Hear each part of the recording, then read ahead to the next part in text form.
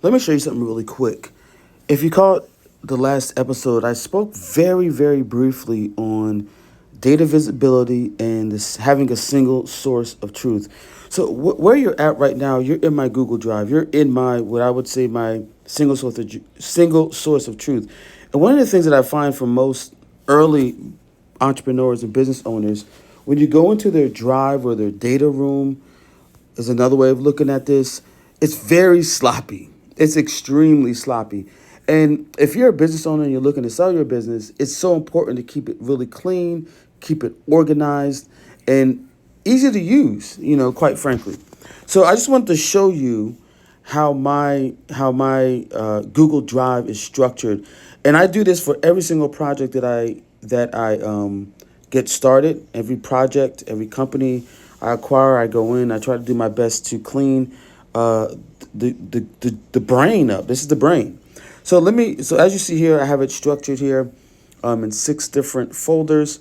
And another thing, my folder architecture. So I am very organized when it comes to that. So this is my research.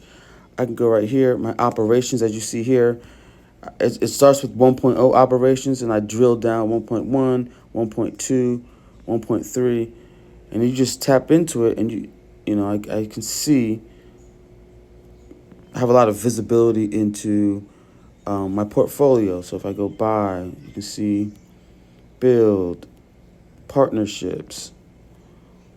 It's so easy to use. Sourcing. So I just wanted to share this with you really quick because I was talking about, data visibility and single source of truth, because the game that's going to be played now is really about data and how you organize your own, central data, how you centralize your data, because this will help your asset become a lot more sellable, and just for your own internal teams. You can always create your own folders, shared folders with your team members or clients that are outside of your Google Drive. So wanted to share that with you really quick. I thought that would be a value to you. Why I shared that with you is I'm really doing my best to wrap my mind around, in everything that I do, I become systematized around capturing data, collecting data from any single data point I can get, and being able to aggregate that data so that it can be interpreted, and then eventually use it to be able to train, just simple, AI models, just simple, because that's going to be really like how you utilize your data. Like whatever business you're in, the real value, the real asset, more and more is going to be data and how you capture that data. And documentation is another, like how I'm documenting myself right now. It's another version of data collection. I'm collecting data. But from a business perspective, being organized early, the more organized you are, the earlier you are, the better. Because, like I said, I've been into a lot of Google Drives, and it's been messy all over the place. And it's really important. It's really important for your own data collection and how you're capturing your own data, because that's where the gold is really at. I'm curious. I want to see something really quick. For those of you that are brave enough, and I dare you, I challenge you, I should say, to open up your phone, go into your Google Drive and take a snapshot and send it to my email address. That's if you don't have anything proprietary, or whether it be your personal or your personal or your business Google Drive. Open up your phone, take a snapshot of it, and then send it to my email address. My email address is in the description. And I'll take about a couple minutes and I'll audit it for you. I'll tell you some things you can do to make it, more organized, more cleaner, just as a courtesy. So if you made it to this far, my email address is in my description. And just send it there, and I'll set up a call with you, let's say 15 minutes, and I'll do a quick audit for you, get you organized. Okay, let's get it. Let's get it. You know where I'm at. Let's get it. You know where I'm at. All right. I'm gonna say there was a time. Let me move this back a little bit. There was a time when I used to track all of my fitness, and I showed you guys in the beginning. I showed you guys the app I used to use to do that. I used to track all my food that I used to eat. I used to track my body weight. Used to track my mood. All these different things. I had that app, but to be honest with you, I stopped doing that. Not for any particular reason. It just seems like sometimes, like I did it for almost 45 to 60 days in a row, but I think after a certain amount of time, I kind of like slowly grew out of that level of tracking because I was starting to understand, you know, I understood my eating patterns.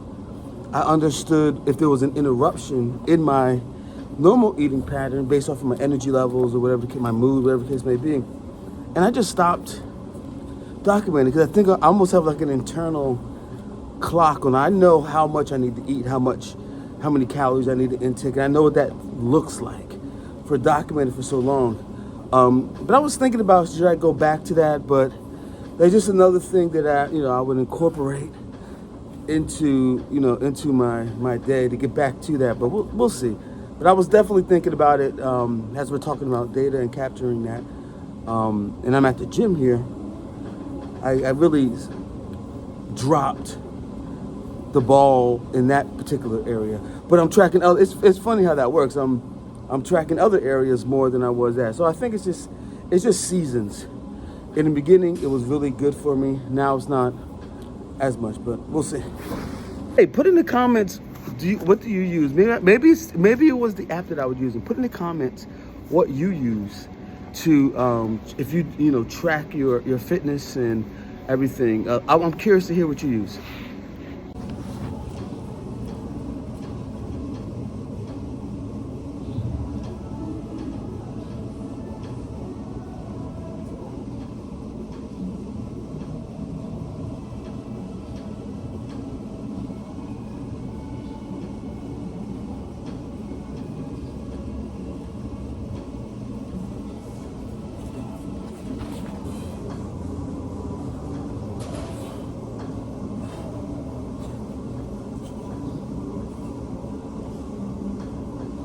Mission complete.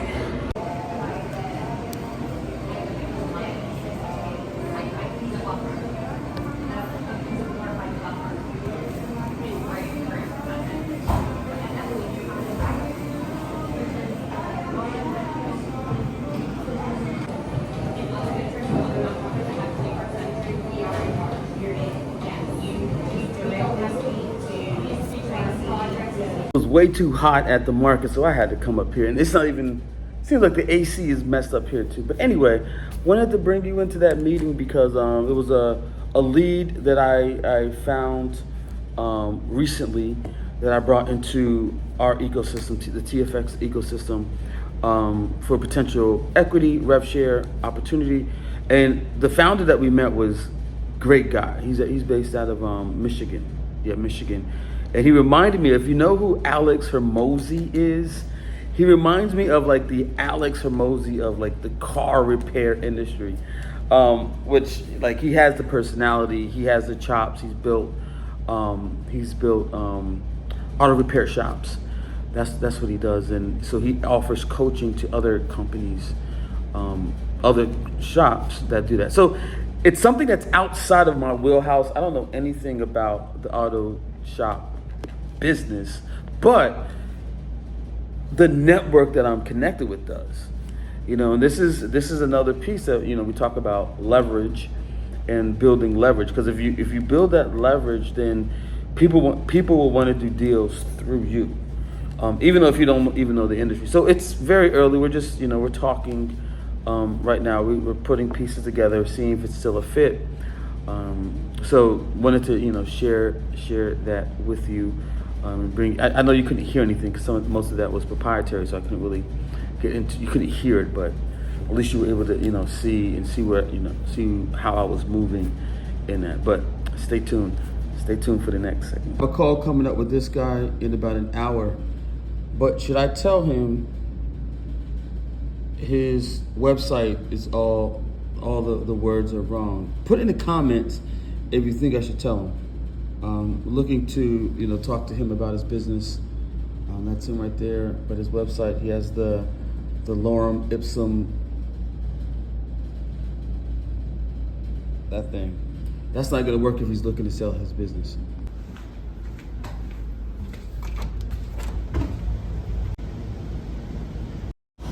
So I'm sitting here having lunch right now, eating a little something and working on like my vlog structure. Definitely always in an experimentation mode here. So I have a framework here that I'm experimenting with right now in how I'm going to be doing my vlog and making sure that it's entertaining to a degree, but valuable to watch, over and over again. So I'm looking at how to structure this, like making sure that, between these three different things of looking, listening, and interacting, and constantly, having a flow of that. And then I'm here just kind of like chatting with myself in the ways of how I can improve, these vlogs and this documentation in a way that makes sense. So spending a little time here, structuring this out, and we'll see how it all. Because at the end of the day, if you're taking the time to watch these, they have to be valuable. They have to be valuable. And I'm just like taking the feedback that I've gotten, doing a little bit more research to see how I'm going to position these so it's meaningful and it's valuable to whoever's watching it. If you out there watching it, it has to be valuable to you. So I'm just taking this time as I'm eating my tuna for this tuna talk to just to share that with you. Let me know if any of you, if you're watching this, if you watch any number of the vlogs that I've put out. I put out about 85 of them. No, 88. I'm sorry, 88 of these now. What would you say I'm known for? What would you say I could be known for? Put it in the comments. I want to hear from your perspective what I could be known for in terms of what I'm documenting, and what makes the most sense for more people.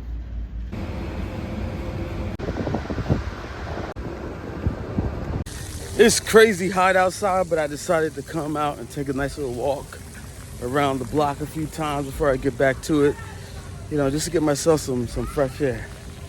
It's interesting to me that a lot of the business owners that I'm speaking to, they started their business before the internet. And it's even hard, it's hard for me, and they built enduring businesses, not just like fly-by-night businesses, but enduring businesses that lasted through recessions, inflation, wartime, so many things. And that mentality of building an enduring business, I don't know if this generation has that. Not saying that we don't, but I'm saying this idea of having a business that stays around 20, 30, 40 years almost seems like an anomaly in today's day and age. Which gets me thinking, what does an enduring next generation business look like when things could get swallowed up by AI in the next 30, 40 years? So, just my ponderings right now as I'm taking a little walk. Headed back in the office. It's pouring outside. I don't know if it's raining where you're at. Put in the comments if it's raining where you're at right now. Right now it's pouring out here, which is a good thing because it was actually very hot. So hopefully it cools it down a little bit. Another reason why it's so important to ingest high quality inputs, information, knowledge, signal content, because you learn things like this. So I was talking earlier about, in legacy companies, and this is just a new concept, an investor just kind of like putting out there. He was on Twitter, and it's this idea of growth buyouts. And basically it's the idea that software companies are buying operating legacy companies to compete directly with whatever incumbents that are in that industry, and basically transforming that company by modernizing it with software. This is something that I've been thinking about a lot lately, as you can tell in my vlogs. But to hear someone really like flesh it out and like put it together, and I wasn't even looking for this. It just happened to, I was on Twitter, doing my surfing, and this kind of came up. So it's always good. Like I said, it's always good to have high signal. Started our time together talking about data, and one of the things that I just want to, leave with you is that you don't want to get, there's so much data out there, you don't want to get overwhelmed. And I have a saying that goes, data is the smoke and not the fire. And what I mean by that is the data is just a byproduct of just activities that are being done, that are organized, and the activities. So you want to just capture the data, but you want to look underneath, look under the hood and really see, is it a clear signal? That's the bottom line. But anyway, I'm done for the day. If you made it this far in the video, I appreciate you. I don't take it lightly. You should subscribe to see what happens tomorrow, because you never know what tomorrow's gonna bring. But today was definitely a great day. With that said, peace.